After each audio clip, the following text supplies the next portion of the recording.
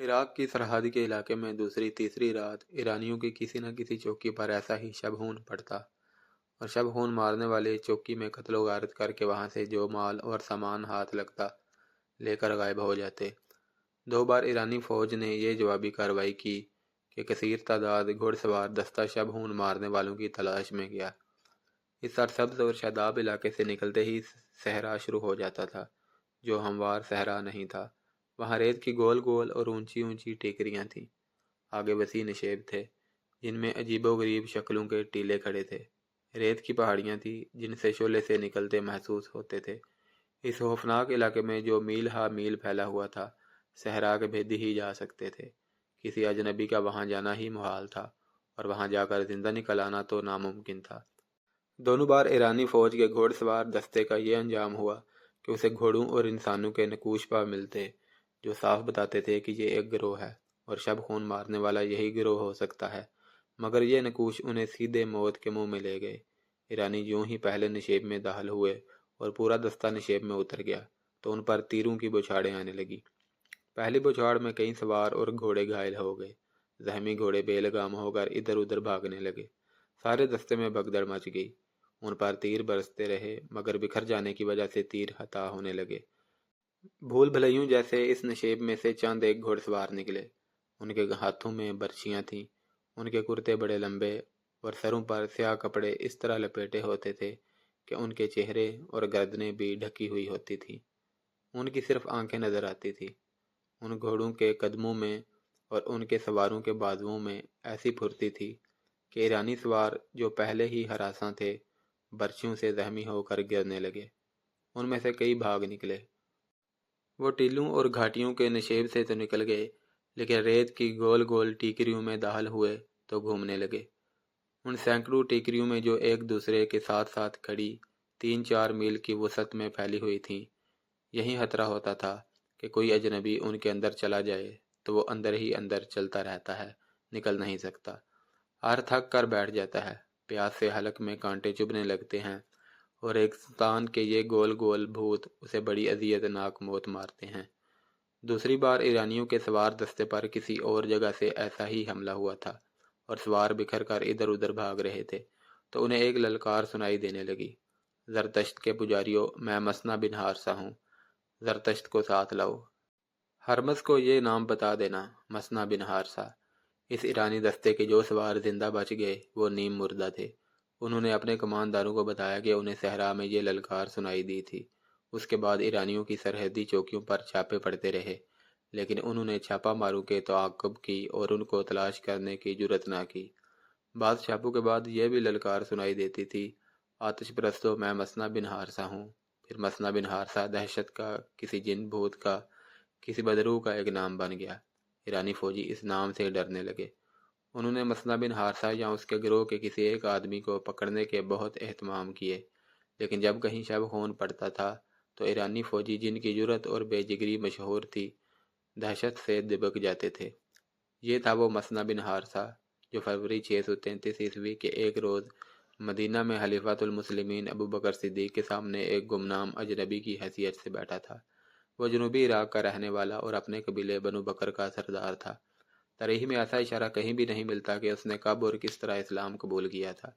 यह उसी की काविश का नतीजा था कि न सिर्फ उसके अपने कबीले ने, बल्कि उन इलाकों में रहने वाले कई और कबीलों ने इस्लाम कबूल कर लिया था। जब जंग जुमामा ख़त्म हुई और इर्तदाद के फितने का सर कुचल दिया गया तो मसना बिन हारसा ने इराक के जनूबी इलाकों में ईरानियों के खिलाफ जहाद शुरू कर दिया। उन्होंने उन मुसलमानों में से जो ईरानी बादशाही की रियाया थे एक गिरोह बना लिया और ईरानी फौज की सरहदी चौकियों पर शब खून मारने शुरू कर दिए। उनके शब खून इस कदर अचानक और तेज़ होते थे कि चौकी वालों को संभलने का मौका ही नहीं मिलता था और मसना का गिरोह सफाया करके गायब हो जाता था। उन्होंने बड़े ही दुश्वार गुजार सहरा में अपना अड्डा बना लिया था, जिसे उन्होंने माले गनीमत से भर दिया था। फिर उन्होंने उन बस्तियों पर भी शब खून मारने शुरू कर दिए जहाँ सिर्फ ईरानी रहते थे। मसना ने सरहद पर ईरानी फ़ौज को बेबस और मजबूर कर दिया। ईरानी फ़ौज के कई सीनियर कमांडर मसना के हाथों मारे गए थे। मसना बिन हारसा ने दूसरा काम ये किया कि इराक के जनूबी इलाके में जो मुसलमान ज़ुल्म सितम में ज़िंदगी गुजार रहे थे, انہیں اس نے اپنے زمین دوز اثر میں لے کر متحد رکھا ہوا تھا۔ ان کا ایک گروہ تو شب خون مارنے کا کام کرتا تھا اور ایک گروہ بستیوں میں رہ کر مسلمانوں کو اتحاد کی لڑی میں پروئے رکھتا تھا اور انہیں بتاتا رہتا تھا کہ باہر کیا ہو رہا ہے۔ مسلمان چھاپا ماروں کی کامیابیاں دیکھ رہے تھے اور وہ مطمئن تھے۔ یہ تھی وہ خدائی مدد جس کے انتظار میں وہ ایرانیوں کا ظلم و ستم سہ رہے تھے اور اپنا مذہب نہیں چھوڑ رہے تھے، ورنہ مظالم سے بچنے کا ان کے سامنے بڑا سہل طریقہ یہ تھا کہ منحرف ہو کر آتش پرست ہو جاتے۔ خدام نے زہرا سے کہا تھا کہ وہ 3-4 دنوں کے لیے غائب ہو جائے گا۔ وہ غائب ہو کر چھاپا ماروں کے اڈے پر چلا گیا تھا اور انہیں ایرانی کماندار شمر کے متعلق بتایا تھا۔ اس کی چوکی تک چھاپا ماروں کی رہنمائی اسی نے کی تھی۔ چوکی پر حملہ پوری طرح کامیاب رہا۔ اس کے فوراً بعد خدام اپنے گھر آ گیا تھا۔ مسنا بن حارثہ نے امیر المومنین ابو بکر صدیق کو تفصیل سے بتایا کہ انہوں نے حلیج فارس کے ساحل کے ساتھ ساتھ اور عراق کے جنوبی علاقے میں کس طرح عربی مسلمانوں کے قبیلوں کو اپنے اثر میں لیا اور انہیں اسلام پر قائم رکھ کر انہیں زمین دوز محاذ پر جمع کیا۔ تجھ پر اللہ کی رحمت ہو ابن حارثہ، خلیفہ نے کہا۔ تو اگر یہ مشورہ دینے آیا ہے کہ میں ایرانیوں پر فوج کشی کروں تو مجھے سوچنا پڑے گا۔ کیا تو نے دیکھا نہیں کہ ایرانیوں کی فوج کی تعداد کتنی زیادہ ہے اور ان کے وسائل اور ذرائع کتنے وسیع اور لامحدود ہیں؟ ہم اپنے مستقر سے اتنی دور قلیل تعداد اور بغیر وسائل، کثیر تعداد اور طاقتور فوج کے مقابلے کے قابل نہیں ہوئے، لیکن میں نے سلطنت فارس کو نظر انداز بھی نہیں کیا۔ امیر المؤمنین مسنا نے اپنے سینے پر ہاتھ رکھ کر کہا، اگر ایک آدمی اتنے بڑے ملک کی فوج کے ساتھ ٹکر لے سکتا ہے اور ان پر مسلمانوں کے عسکری جذبے کی دھاک بٹھا سکتا ہے تو میں اپنے اللہ کے بھروسے پر کہتا ہوں کہ ایک منظم فوج بہت کچھ کر سکتی ہے۔ میں اس آتش پرست سلطنت کی اندرونی کیفیت دیکھ آیا ہوں۔ شاہی خاندان تحت و تاج کی خاطر آپس میں دست و گریباں ہو رہا ہے۔ آپ جانتے ہیں کہ شہنشاہ ہرقل فارسیوں کو نینوا اور دستجرد میں بہت بری شکست دے چکا ہے۔ اس کی فوجیں آتش پرست فارسیوں کے دارالحکومت مدائن کے دروازوں تک پہنچ گئی تھیں۔ اس کے بعد فارسی سنبھل نہیں سکے۔ اگر ان میں عیش پرستی کو دیکھا جائے تو وہ سنبھلے ہوئے لگتے ہیں، لیکن اب ان میں بادشاہی کے تاج پر رسا کشی ہو رہی ہے۔ یمن ان کے ہاتھ سے نکل گیا ہے۔ ان کی رعایا ان کی زنجیریں توڑنا چاہتی ہے۔ ان کی محکومی میں ان کی جنوبی علاقوں کے مسلمان میرے اشارے اور مدینہ کی فوج کے منتظر ہیں۔ تجھ پر رحمت ہی رحمت ہو مسنا، امیر المؤمنین نے کہا۔ لاریب تیری باتیں میرے دل میں اتر رہی ہیں۔ میرا اگلا قدم وہیں پڑے گا جہاں تو کہتا ہے۔ کیا یہ بہتر نہیں ہوگا کہ میں سالاروں کی مجلس سے بات کر لوں؟ یا امیر المؤمنین، مسنا نے کہا، فیصلہ وہی بہتر ہوتا ہے جو صلاح و مشورہ کے بعد کیا جاتا ہے، لیکن میں امیر المؤمنین سے اجازت چاہوں گا کہ جو کہنا چاہتا ہوں وہ کہہ لوں، اور آپ میری باتیں سالاروں کے سامنے ضرور رکھیں۔ دجلہ اور فرات جہاں ملتے ہیں وہاں کے بڑے وسیع علاقے میں عربی قبیلے آباد ہیں جو سب کے سب مسلمان ہیں۔ چونکہ وہ مسلمان ہیں اس لیے وہ آگ کے پجاری بادشاہوں کے جبر و ستم کا نشانہ بنے ہوئے ہیں۔ مسجدوں پر بھی ان کا حق تسلیم نہیں کیا جاتا۔ فارسیوں کے ہاتھوں ان کی جان محفوظ نہیں، ان کی عزت محفوظ نہیں۔ وہ مسلمان فصل اگاتے ہیں جو پک جاتی ہے تو آتش پرست زمیندار اور فوجی اٹھا کر لے جاتے ہیں۔ وہاں مسلمان مزارے ہیں اور انہیں دستکاری ہوئی مخلوق سمجھا جاتا ہے۔ وہ مسلسل خوف و ہراس میں رہتے ہیں۔ ان کے خلاف الزام صرف یہ ہے کہ وہ مسلمان ہیں، اور کفر کے طوفانوں میں بھی وہ اسلام کی شمع روشن کیے ہوئے ہیں۔ وہ مدینہ کو روشنی کا مینار سمجھتے ہیں۔ امیر المومنین، اگر آپ بیٹھے یہ سوچتے رہیں کہ دشمن بہت طاقتور ہے تو وہ روز بروز طاقتور ہوتا جائے گا، اور مسلمان مایوس ہو کر اپنی بھلائی کا کوئی ایسا طریقہ سوچ لیں گے جو اسلام کے منافی ہوگا۔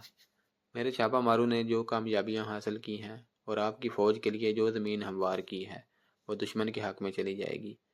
کیا رسول اللہ صلی اللہ علیہ وسلم مظلوم مسلمانوں کی مدد کو نہیں پہنچا کرتے تھے؟ خدا کی قسم میں ان کی مدد کو پہنچوں گا، خلیفہ ابو بکر صدیق رضی اللہ تعالیٰ عنہ نے کہا، اور اپنے پاس بیٹھے ہوئے ایک سالار سے پوچھا، ولید کا بیٹا خالد کہاں ہے؟ یمامہ میں آپ کے اگلے حکم کا انتظار کر رہا ہے۔ جواب ملا، کوئی تیز رفتار قاصد بھیجو اور اسے پیغام بھیجو کہ جلدی مدینہ پہنچے۔ خلیفہ ابو بکر صدیق نے کہا، فارس کی بادشاہی سے ہم اللہ تعالیٰ کی تلوار کے بغیر نہیں لڑ سکتے۔ خلیفہ مسنا سے مخاطب ہوئے، اور تم مسنا واپس جاؤ اور عرب قبیلوں کے جس قدر آدمی اکٹھے کر سکتے ہو کر لو۔ اب تمہیں کھلی جنگ لڑنی پڑے گی، جو تم شبہون اور چھاپو کے انداز سے بھی لڑ سکتے ہو، لیکن اپنے فیصلوں میں تم آزاد نہیں ہوگے۔ خالد بن ولید تمہارا سالار ہوگا، تم اس کے فیصلوں کے پابند ہوگے۔ امیر المؤمنین مثنی بن حارثہ نے کہا، ایک اور عرض ہے۔ اس علاقے میں جو عرب قبیلے ہیں وہ سب کے سب مسلمان نہیں، ان میں عیسائی بھی ہیں اور دوسرے عقیدوں کے لوگ بھی۔ وہ سب آتش پرستوں کے خلاف ہیں۔ فارس کے آتش پرست ان کے ساتھ بھی وہی سلوک کرتے ہیں جو مسلمانوں کے ساتھ کر رہے ہیں۔ اگر اللہ تعالیٰ نے ہمیں فتح عطا فرمائی تو غیر مسلم عربوں کے ساتھ ایسا ہی سلوک ہونا چاہیے جیسا وہاں کے عرب مسلمانوں کے ساتھ ہوگا۔ ایسا ہی ہوگا۔ امیر المومنین ابو بکر صدیق رضی اللہ تعالیٰ عنہ نے کہا، جنہوں نے اسلام کے خلاف کچھ نہیں کیا، اسلام ان کی پریشانی کا باعث نہیں بنے گا۔ تم آج ہی روانہ ہو جاؤ۔ خالد بن ولید اس وقت یمامہ میں تھے۔ ان کی دونوں نئی بیویاں لیلہ ام تمیم اور بنت مجاعہ ان کے ساتھ تھیں۔ امیر المؤمنین کا پیغام ملتے ہی خالد بن ولید یمامہ سے روانہ ہوئے اور مدینہ پہنچ گئے۔ کیا مثنی بن حارثہ کا نام تم نے کبھی سنا ہے؟ خلیفہ نے خالد بن ولید سے پوچھا۔ سنا ہے، خالد نے جواب دیا، اور یہ بھی سنا ہے کہ فارسیوں کے خلاف اس نے ذاتی قسم کی جنگ شروع کر رکھی ہے، لیکن مجھے یہ نہیں معلوم کہ اس کی ذاتی جنگ ذاتی مفاد کے لیے ہے یا وہ اسلام کی خاطر لڑ رہا ہے۔ وہ جہاں آیا تھا، امیر المؤمنین نے کہا، جو جہاد اس نے شروع کر رکھا ہے اس میں اس کا ذاتی مفاد نہیں۔ میں نے اس لیے تمہیں بلایا ہے کہ تم سے مشورہ کر لوں کہ مثنی ہم سے جو مدد مانگتا ہے وہ اسے دی جائے یا اس وقت کا انتظار کیا جائے جب ہم فارسیوں کی اتنی بڑی قوت کے خلاف لڑنے کے قابل ہو جائیں گے۔ وہ کس قسم کی جنگ لڑ رہا ہے؟ خالد بن ولید نے پوچھا۔ امیر المؤمنین نے خالد بن ولید کو پوری تفصیل سے بتایا کہ مثنی شب خون کی نوعیت کی جنگ لڑ رہا ہے اور اس وقت تک کتنی کامیابیاں حاصل کر چکا ہے۔ اس کی سب سے بڑی کامیابی تو یہ ہے خالد کہ اس نے زرتشتوں کے محکوم مسلمانوں کو متحد رکھا ہوا ہے اور ان میں ایسا جذبہ پیدا کیا ہے کہ انہوں نے زرتشتوں کے ظلم و ستم میں اپنے سینوں میں اسلام کو زندہ رکھا ہوا ہے۔ ابلا اور عراق کے دوسرے علاقوں میں جہاں مسلمان آباد ہیں وہ فارسیوں کے غیر انسانی تشدد کا نشانہ بنے ہوئے ہیں۔ ان حالات میں اپنے عقیدوں کو سینے سے لگائے رکھنا بے معنی سا بن جاتا ہے۔ وہ مسلمان صرف اتنا کہہ دیں کہ مدینہ اور اسلام سے ان کا کوئی تعلق نہیں تو ان کے سارے مصائب ختم ہو جائیں گے۔ یہ مثنی اور اس کے چند ایک ساتھیوں کا کمال ہے کہ انہوں نے ان حالات میں بھی وہاں کے مسلمانوں کو اسلام سے منحرف ہونے نہیں دیا۔ اس کے علاوہ انہیں اپنے عقیدے کا اتنا پکا پابند رکھا ہے کہ وہ زرتشتوں کے خلاف زمین دوز کارروائیوں میں مصروف رہتے ہیں۔ امیر المؤمنین خالد بن ولید نے کہا، مثنی نے کچھ کیا ہے یا نہیں؟ کیا مسلمان کی حیثیت سے ہم پر یہ فرض عائد ہوتا ہے کہ جو مسلمان غیر مسلموں کے جبر و ستم کا نشانہ بنے ہوئے ہوں ان کی مدد کو پہنچے؟ کیا تم یہ مشورہ دیتے ہو کہ ہمیں ایرانیوں سے ٹکر لینی چاہیے؟ خلیفہ نے پوچھا۔ ہاں امیر المومنین، خالد بن ولید نے کہا، ٹکر کیوں نہ لی جائے؟ یہاں تو صورتحال کچھ اور ہے۔ جیسا کہ آپ نے بتایا ہے کہ مثنی نے وہاں کچھ کامیابیاں حاصل کر لی ہیں اور اس نے ہمارے حملے کے لیے راہ ہموار کر دی ہے۔ شب ہون اور چھاپے مارنے والے اتنا ہی کر سکتے ہیں جتنا مثنی نے کیا ہے۔ وہ کسی علاقے پر قبضہ نہیں کر سکتے۔ قبضہ کرنا منظم لشکر کا کام ہے۔ یہ کام ہمیں ہر قیمت پر کرنا چاہیے۔ اگر ہم نے مثنی کی کامیابیوں کو آگے نہ بڑھایا تو اس کے دو نقصان ہوں گے۔ ایک یہ کہ یہ کامیابیاں ضائع ہو جائیں گی، اور دوسرے یہ کہ زرتشت مثنی اور تمام مسلمانوں سے بہت برا انتقام لیں گے۔ اس کے علاوہ فارسی دلیر ہو جائیں گے، جیسا کہ مثنی نے آپ کو بتایا ہے کہ اس نے ایرانیوں کو اس قدر نقصان پہنچایا ہے کہ ان کے حوصلے مجروح ہو گئے ہیں۔ اگر انہیں دم لینے کا موقع دیا گیا تو وہ اپنے محکوم مسلمانوں کو قتل کریں گے، اور اس خطرے کو ختم کر کے وہ اس سرحدی علاقے کو پہلے سے زیادہ مضبوط کر لیں گے۔ اپنے علاقوں کو محفوظ کرنے کے لیے وہ اپنی سرحد کے باہر کے علاقوں پر بھی قابض ہو سکتے ہیں۔ اس خطرے سے محفوظ رہنے کی یہی ایک صورت ہے کہ ہم مثنی کی مدد کو پہنچیں، اور بیشتر اس کے کہ وہ ہماری طرف بڑھیں، ہم انہیں ان کے اپنے علاقے سے بھی پیچھے ہٹنے پر مجبور کر دیں گے۔ خلیفہ ابو بکر صدیق رضی اللہ تعالیٰ عنہ نے خالد بن ولید کو یہ ہدایت دے کر رخصت کر دیا کہ وہ اپنے لشکروں کو ساتھ لے کر عراق کی طرف پیش قدمی کریں۔ خلیفہ ابو بکر صدیق نے کہا، تمہارے لشکر میں زیادہ تعداد ان لوگوں کی ہے جو بڑے لمبے عرصے سے گھروں سے دور لڑ رہے ہیں۔ انہیں فارسیوں جیسے طاقتور دشمن کے خلاف لڑانا مجھے اچھا نہیں لگتا۔ میں کسی کو مجبور نہیں کروں گا۔ بہتر صورت یہ ہوگی کہ تم رضاکاروں کی ایک فوج بناؤ اس میں ایسے آدمیوں کو رکھو جو مرتدین کے خلاف لڑ چکے ہیں۔ تمہارے ساتھ کچھ ایسے آدمی بھی ہوں گے جو مرتدین کے ساتھ تھے۔ شکست کھا کر انہوں نے اپنی حیثیت اسی میں سمجھی کہ وہ اسلامی لشکر میں شامل ہو جائیں۔ ایسے کسی آدمی کو اپنے لشکر میں نہ رکھنا، ہم بڑے طاقتور دشمن کو للکارنے جا رہے ہیں، میں اس لیے کوئی خطرہ مول نہیں لینا چاہتا۔ امیر المومنین خالد بن ولید نے پوچھا، کیا آپ مجھے یہ اجازت دے رہے ہیں کہ ان لوگوں کو اپنے لشکر سے نکال دوں؟ نکال دینا اور بات ہے ولید کے بیٹے، خلیفہ ابوبکر صدیق نے کہا، تم اپنے لشکر سے یہ کہنا کہ جو آدمی اپنے گھر کو جانا چاہتا ہے اسے جانے کی اجازت ہے، پھر دیکھنا تمہارے ساتھ کون رہتا ہے۔ اگر تمہارا لشکر بہت کم رہ گیا تو خلافت اس کی کمی کو کسی نہ کسی طرح پورا کرے گی۔ جاؤ ولید کے بیٹے، اللہ تمہارے ساتھ ہے۔ خلیفہ ابوبکر صدیق عزم اور ایمان کے پکے تھے۔ انہوں نے عراق پر حملے کا جو فیصلہ کیا تھا اس پر وہ ہر حال میں ہر قیمت پر پورا عمل کرنا چاہتے تھے۔ خالد بن ولید تو چاہتے ہی یہی تھے کہ انہیں لڑنے کا موقع ملتا رہے۔ انہوں نے خلیفہ کے ارادے کو اور زیادہ پختہ کر دیا۔ عراق کے اس علاقے میں جہاں دجلہ اور فرات ملتے ہیں مسلمانوں کی بستیاں تھیں۔ یہ مسلمان مجبوری اور مظلومیت کی زندگی گزار رہے تھے۔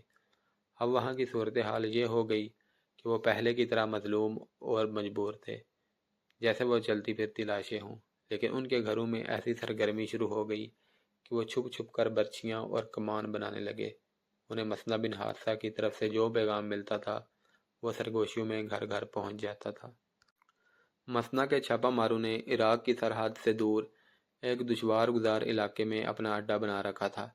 برچیاں اور تیر و کمان جو گھروں میں چوری چھپے تیار ہوتے تھے وہ رات کی تاریکی میں اس اڈے تک پہنچ جاتے تھے۔ بستیوں سے جوان آدمی غائب ہونے لگے۔ ایرانیوں کی سرحدی چوکیوں پر اور ان کے فوجی قافلوں پر مسلمانوں کے شب خون پہلے سے زیادہ ہو گئے۔ یہ مسلمان در پردہ ایک فوج کی صورت میں منظم ہو رہے تھے اور اس فوج کی نفری بڑھتی جا رہی تھی۔ یمامہ میں خالد بن ولید کی فوج میں صورتحال اس کے الٹ ہو گئی۔ خالد نے جب اپنی فوج میں جا کر یہ اعلان کیا کہ جو کوئی اپنے گھر کو واپس جانا چاہتا ہے وہ جا سکتا ہے، تو اس کے 10,000 نفری کے لشکر میں صرف 2,000 آدمی رہ گئے۔ 8,000 آدمی مدینہ کو روانہ ہو گئے۔ خالد بن ولید نے خلیفہ کے نام پیغام لکھا جس میں انہوں نے لکھا کہ ان کے پاس صرف 2,000 کی نفری رہ گئی ہے۔ خالد بن ولید نے زور دے کر لکھا کہ انہیں فوری طور پر کمک کی ضرورت ہے۔ امیر المومنین ابوبکر صدیق اپنی مجلس میں بیٹھے تھے۔ خالد بن ولید کے قاصد نے انہیں حالت کا تحریری پیغام دیا۔ خلیفہ نے ہاتھ بلند آواز سے پڑھنا شروع کر دیا۔ اس سے ان کا مقصد یہ تھا کہ مجلس میں ان کے جو مشیر اور دیگر افراد بیٹھے ہیں وہ سن لیں تاکہ کوئی مشورہ دے سکیں۔ امیر المومنین ایک مشیر نے کہا، خالد بن ولید کے لیے کمک بہت جلدی چلی جانی چاہیے۔ 2,000 نفری سے زرتشتوں کے خلاف لڑائی کی سوچی بھی نہیں جا سکتی۔ کاکا بن عمرو کو بلاؤ، امیر المومنین نے حکم دیا۔ تھوڑی دیر بعد گھٹے ہوئے جسم کا ایک قدآور نوجوان خلیفہ کے سامنے آن کھڑا ہوا۔ کاکا، امیر المومنین نے اس نوجوان سے کہا، خالد کو کمک کی ضرورت ہے، تیاری کرو اور فوراً یمامہ پہنچو اور اس سے کہو کہ میں ہوں تمہاری کمک۔ یا امیر المومنین، ایک مشیر نے حیران ہو کر کہا، خدا کی قسم آپ مذاق نہیں کر رہے، لیکن اس سالار کو جس کی 8,000 فوج اس کا ساتھ چھوڑ گئی ہو صرف ایک آدمی کی کمک دینا مذاق لگتا ہے۔ امیر المومنین ابوبکر صدیق ضرورت سے زیادہ سنجیدہ تھے۔ انہوں نے کاکا بن عمرو کو سر سے پاؤں تک دیکھا اور سکون کی آہ لے کر بولے، مجاہدین کے جس لشکر میں کاکا جیسا جوان ہوگا وہ لشکر شکست نہیں کھائے گا۔ کاکا اسی وقت گھوڑے پر سوار ہوا اور مدینہ سے نکل گیا۔ مشہور مورخ طبری، ابن اسحاق، واقدی اور سیف بن عمر نے یہ واقعہ بیان کرتے ہوئے لکھا ہے کہ اس سے پہلے بھی ایک ایسا واقعہ ہو چکا تھا۔ ایک سالار غیاث بن غنم نے محاذ سے مدینہ میں قاصد بھیجا تھا کہ کمک کی ضرورت ہے۔ خلیفہ ابوبکر صدیق نے صرف ایک آدمی عبد بن احفل حمیری کو کمک کے طور پر بھیجا تھا۔ اس وقت بھی اہل مجلس نے حیرت کا اظہار کیا تھا اور امیر المومنین نے یہی جواب دیا تھا جو کاکا کو خالد بن ولید کے پاس بھیجنے پر دیا۔ حقیقت یہ تھی کہ خلیفہ ابوبکر صدیق خالد بن ولید کو مایوس نہیں کرنا چاہتے تھے، لیکن مدینہ میں کمک نہیں تھی۔ صرف یہی ایک محاذ نہیں تھا، اس وقت تمام کے تمام مشہور سالار مختلف محاذوں پر لڑ رہے تھے۔ یہ ساری جنگ ارتداد کے خلاف لڑی جا رہی تھی۔ اسلام کے دشمن دیکھ چکے تھے کہ مسلمانوں کو میدان جنگ میں شکست دینا بڑا مہنگا سودا ہے، چنانچہ اسلام کو کمزور کر کے ختم کرنے کا انہوں نے یہ طریقہ اختیار کیا کہ کئی افراد نے نبوت کا دعویٰ کر دیا اور اپنے طریقوں سے پیروکار بنا لیے۔ متعدد ایسے قبیلے جو اسلام قبول کر چکے تھے اسلام سے منحرف ہو گئے، اور اسلام سے انحراف کا یہ سلسلہ تیز ہوتا چلا جا رہا تھا۔ ارتداد کے فتنے کے پیچھے یہودیوں کا ہاتھ تھا۔ خلیفہ ابوبکر صدیق کی خلافت اسی فتنے کے خلاف برسر پیکار رہی۔ اس فتنے کو وعظوں اور تبلیغی لیکچروں سے نہیں دبایا جا سکتا تھا، اس کے لیے مسلح جہاد کی ضرورت تھی۔ یہ جنگی پیمانے کی مہم تھی جسے سر کرنے کے لیے مدینہ فوج سے خالی ہو گیا تھا۔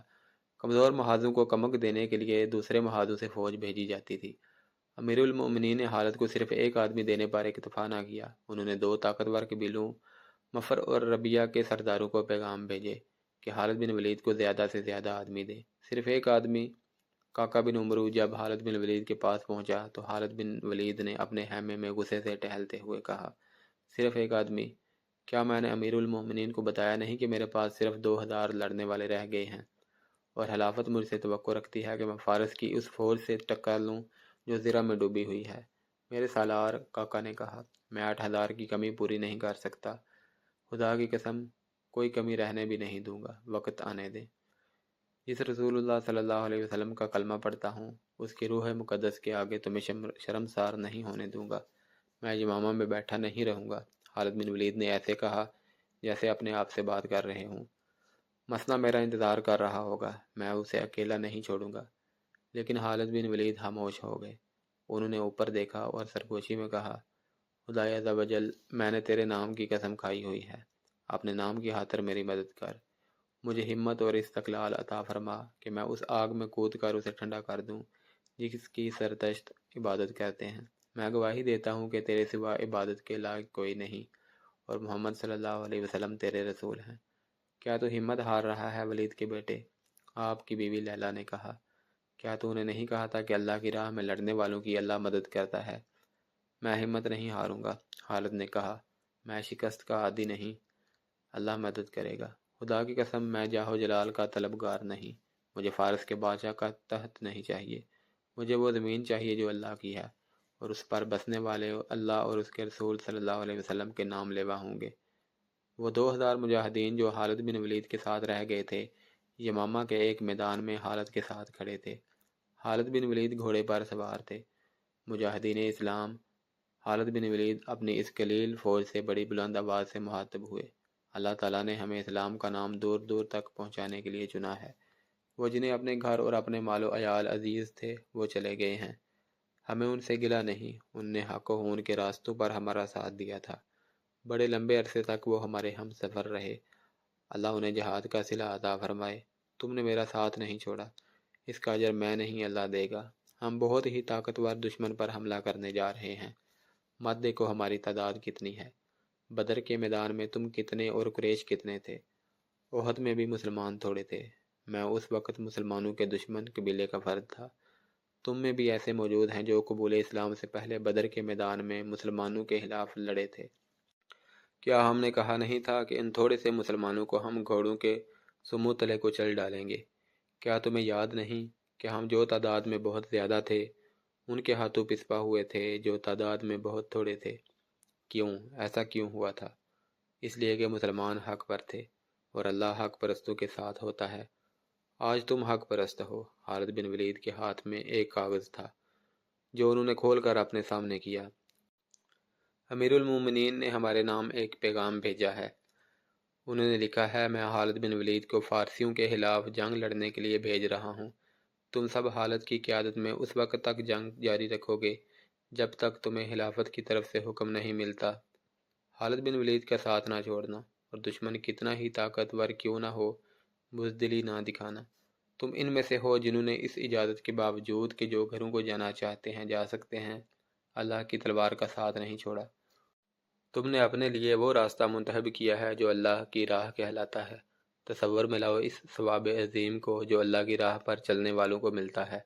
اللہ تمہارا حامی و ناصر ہو، تمہاری کمی وہی پوری کرے گا، اسی کی رضا اور خوشنودی کے طلبگار رہو۔ ان 2000 مجاہدین کو کسی وعظ کی یا اشتعال انگیزی کی ضرورت نہیں تھی، یہ تو رضا کارانہ طور پر حالت کے ساتھ رہ گئے تھے، ان میں بیشتر ایسے تھے جنہوں نے رسول کریم صلی اللہ علیہ وسلم کے دست مبارک پر بیعت کی اور اسلام قبول کیا اور آپ کی قیادت میں لڑائیاں لڑی تھیں۔